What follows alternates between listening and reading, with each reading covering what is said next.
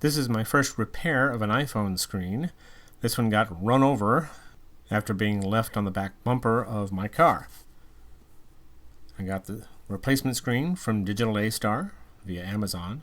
I'm using a kit from iFixit that has many bits and tools for opening up the iPhone, including the pentalobe screws that are on the bottom. Here I just decided to remove the front screen cover that wasn't doing me any good to try to pull the screen apart, and also just cleaning up all of the little bits of glass. And again, these iFixit tools make it very handy for being able to pry this apart. And after this, it pretty much opens like a book, as you can see.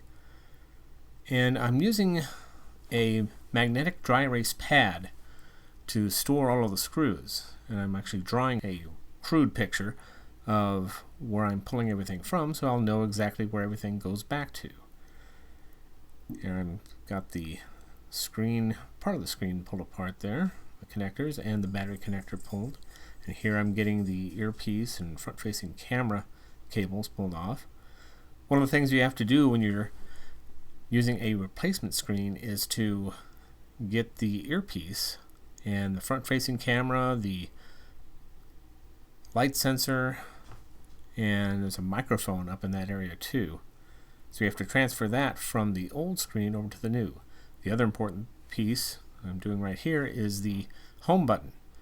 That's important for the security of the phone, because if you try to put a new home button onto an existing phone, I've heard where people have had issues with things not working, like your Touch ID. There must be some kind of things that are stored within the home button. So I got that transferred over, got the earpiece and the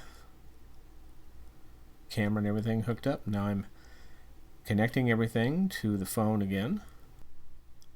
One of the things that amazes me about the iPhone is how modular it is, with all of the connectors and screws. Even though there are screws that make it tough to get into it, with the way that the screen can come apart, it makes it very possible to repair. I'm not going to say easy, but it didn't used to be that way.